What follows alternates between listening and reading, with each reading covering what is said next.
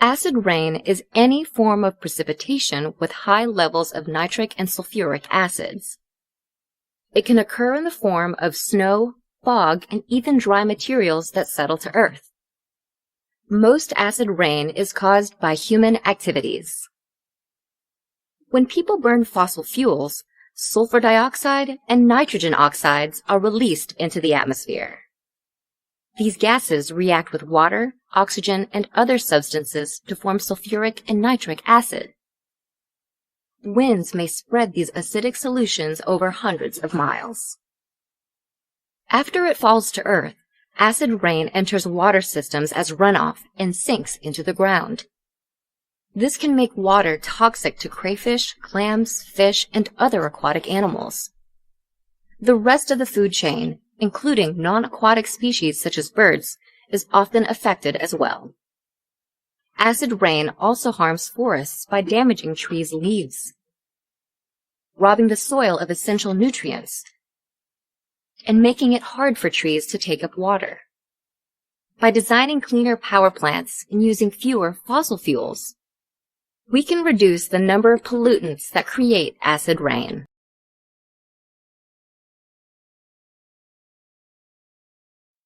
A mutation is any random change in the DNA of a cell or an organism. DNA is a long, helical molecule with all the instructions for how living things will develop. These changes can happen either through external factors like radioactivity or UV and X-rays, or through internal factors, such as when a cell is dividing and it incorrectly copies the DNA. DNA is the instruction book for how to make various molecular machines called proteins. Proteins make up an important aspect of our cells. They help our cells extract energy from food, do the housekeeping, and even make new proteins. These proteins and their function in the body lead to the traits that make us unique, like eye color or our blood type. Therefore, when the DNA changes, our proteins might also change, which could lead to a change in a trait. Most of the time, mutations don't cause a significant change. These are considered neutral mutations. Sometimes, however, mutations can be good or bad. When they're bad, they lead to diseases like cancer or cystic fibrosis. On the other hand, when they're good, it can allow an organism to more readily adapt to its environment. A mutation is any random change in the DNA of a cell or an organism. DNA is a long, helical molecule with all the instructions for how living things will develop.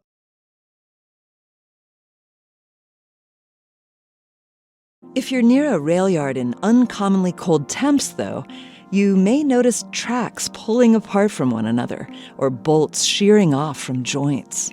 The shock of unusual cold can majorly stress the steel tracks. These would have been laid at what's called the neutral temperature, which represents a middle temperature of the surrounding environment.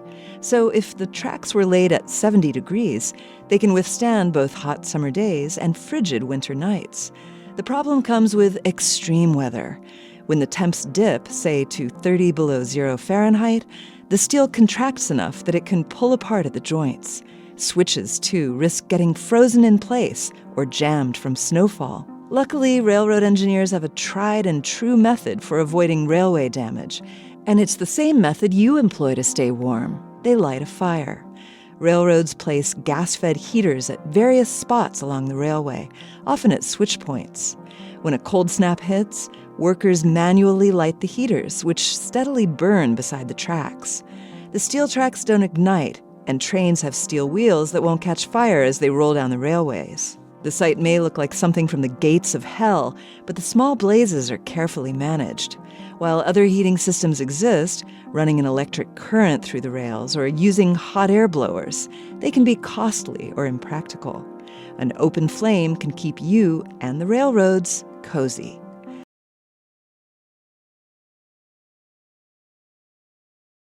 It's easy to think of reasons why the internet might support migration.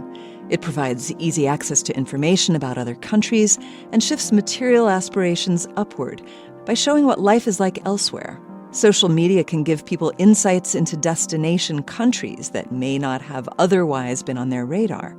Social media could also make leaving home feel marginally easier, since it's a way to maintain contact with family across borders.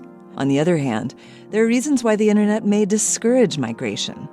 The internet might contribute to economic growth and job creation in a country, decreasing people's desire to migrate in search of a better economic situation. Or it could enable more remote work, making it unnecessary to physically leave to find a better job.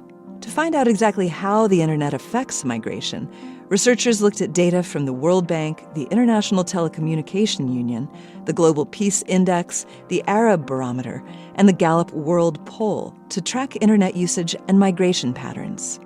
The data showed positive associations between people's access to the internet and their willingness and actual decisions to migrate. This doesn't necessarily mean that the one causes the other, but it might. Whether we love the internet or hate it, nobody can argue that it isn't influential. It's easy to think of reasons why the internet might support migration. It provides easy access to information about other countries and shifts material aspirations upward by showing what life is like elsewhere. Social media can give people insights into destination countries that may not have otherwise been on their radar. Social media could also make leaving home feel marginal.